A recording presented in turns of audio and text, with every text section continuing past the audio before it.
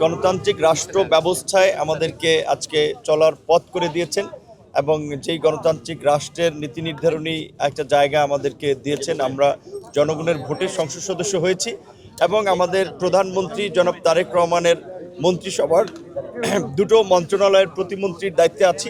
এই জন্য তারেক রহমানের প্রতি আমার কৃতজ্ঞতা এবং ধন্যবাদ যে গুরুত্বপূর্ণ দুটো মন্ত্রণালয়ে শ্রম কর্মসংস্থান এবং প্রবাসী কল্যাণ ও বৈদেশিক কর্মসংস্থান বিষয়ক দুটো মন্ত্রণালয়ের প্রতিমন্ত্রী হিসেবে দায়িত্ব দিয়েছেন।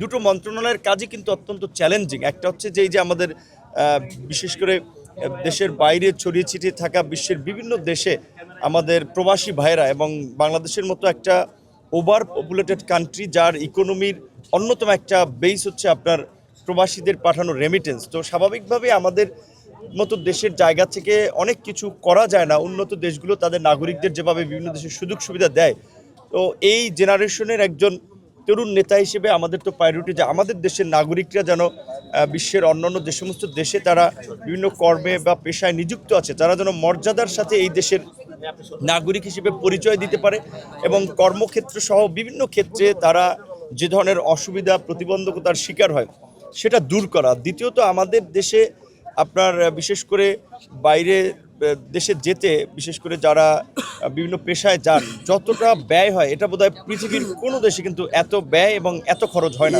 বিগত দিনগুলোতে যেভাবে অতিরিক্ত খরচ হয়েছে আমরা যতটুকু পারি অবশ্যই নিচে নামিয়ে আনবো, কারণ এটা তো আমার রাজপথের আন্দোলন সংগ্রাম প্রেস ক্লাবে দাঁড়িয়ে বক্তব্য থেকে শুরু করে সভা সেমিনার আমরা বলেছি যে এই প্রবাসে শ্রমিক পাঠাতে ব্যয় কমিয়ে আনতে হবে এবং নানান ধরনের যে সিন্ডিকেট আছে সেগুলো ভেঙে তাদের সহজ সেবা নিশ্চিত করতে হবে। এটা আমাদের একটা বলতে পারেন যে প্রায়োরিটি আছে, কারণ আমার তো শেষ পর্যন্ত মানুষের কাছে যেতে হবে। আবার এই দায়িত্ব শেষে মন্ত্রণালয় যেহেতু ঢুকি নাই, আজকে আমরা স্মৃতিসৌধে শ্রদ্ধা নিবেদন এবং আমাদের সাবেক প্রধানমন্ত্রী বেগম খালেদা জিয়া, সাবেক রাষ্ট্রপতি শহীদ প্রেসিডেন্ট জিয়াউর রহমানের মাজারে শ্রদ্ধা নিবেদনের মধ্যে দিয়ে আমরা মন্ত্রণালয়ে যাচ্ছি।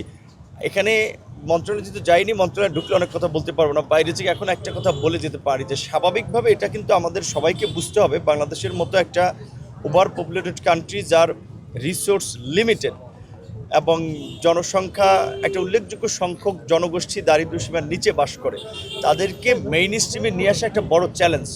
সেই আপনার দারিদ্র্যসীমার নিচে যারা বাস করে তাদের ম্যাক্সিমামই একেবারেই বিভিন্ন শ্রমের সাথে সরাসরি যুক্ত। তো স্বাভাবিকভাবেই তাদের শুধু ন্যূনতম আপনার মজুরি নিশ্চিত করলে হবে না। আমাদের সরকার যেটা বলেছে যে তাদের আপনার ফ্যামিলি সাপোর্টের জন্য যে ফ্যামিলি কার্ডের কথা বলেছে, পাশাপাশি তাদের স্বাস্থ্য সুরক্ষার জন্য আমি যতদূর জানি যে আমাদের মাননীয় প্রধানমন্ত্রী ওনার একটা চিন্তাভাবনা আছে স্বাস্থ্য কার্ড দেওয়া। এই ওভার পপুলেটেড কান্ট্রি এই জনগোষ্ঠীকে সুস্থ দক্ষ জনসম্পদ হিসেবে গড়ে তুলতে তাদেরকে আগে কিন্তু স্বাস্থ্য সুরক্ষাও দিতে হবে। সেই জায়গা থেকে অবশ্যই ন্যূনতম একটা স্ট্যান্ডার্ড মজুরি তো তাদের জন্য নিশ্চিত করতে হবে। গার্মেন্টস শ্রমিকদের পাশাপাশি অন্যান্য পেশায় যারা শ্রমিক আছে তারাও যেন ঠিকঠাকভাবে তাদের মজুরিটা পায়, সেটা তো আমাদের একটা দায়িত্ব থাকবেই। আরেকটা বিষয় হচ্ছে যে আমরা একটু অগ্রিম অতীতের অভিজ্ঞতা থেকে আর কি বলছি যে দেখি যে ঈদ এবং কোরবানির সময় স্বাভাবিকভাবে সমস্ত মানুষ বিশেষ করে তার পরিবারের প্রতি একটা বাড়তি দায়িত্বের চাপ অনুভব করে। সেখানে দেখা যায় বিশেষ করে আমাদের অনেক আপনার শিল্প কলকারখানা ঠিকঠাক মতো বেতন দিতে পারে না, তখন কি করে বাধ্য হয়ে শ্রমিকরা কিন্তু রাস্তায় নেমে আসে। তো এখন আমরা দায়িত্ব নিয়েছি এই রোজার একেবারে একদিন আগে, সামনে কিন্তু আমাদের এই যে একটা বড় কষ্টের জায়গা আছে, আমরা জানি না কতটুকু ডিল করতে পারবো। তো আমরা আজকে প্রথম দায়িত্ব গ্রহণের এখানেই আমরা সকলকে অনুরোধ করব যে যার যার স্ব প্রতিষ্ঠান শিল্প কলকারখানা আপনারা এখন থেকে প্রস্তুতি নেবেন যে শ্রমিকদের এই বেতন ভাতার যেন এই বিষয়টা নিরসন করা যায়। এখন থেকে যদি প্রস্তুতি নেন সেক্ষেত্রে আশা করি অনেকখানি কাভার দিতে পারবেন, আমরাও সরকারের জায়গা থেকে সহযোগিতা করব। কিন্তু একটা বিষয় কিন্তু আমাদের সরকারের জন্য একটা বড় চ্যালেঞ্জ এবং একটা বড় দায়িত্ব আছে, সেটা হচ্ছে যে ইন্টারিম গভর্নমেন্টের সময় মানুষ কিন্তু স্বস্তিতে ঈদটা যাত্রা এবং ঈদের সময় করতে পেরেছিল, কাজেই সেটা কিন্তু ধারাবাহিকতা আমাদেরকে রক্ষা করতে হবে। এখন একটা ইলেকটেড গভর্নমেন্ট, আমাদের প্রতি জনগণের এত সমর্থন, এত ল্যান্ডস্লাইড ভিক্টরি ম্যান্ডেট, তো এটা তো আমরা পুরো সরকার কাজ করব এবং আমরা সকলের কাছে সহযোগিতা চাই। আমাদেরকে যেভাবে আন্দোলন সংগ্রামে সহযোগিতা করেছেন এবং একটা গণ অভ্যুত্থান ঘটিয়েছেন, এখানে কোনো নির্দিষ্ট দল ব্যক্তির লিডারশিপ না, জনগণের স্বতঃস্ফূর্ত লিডারশিপে।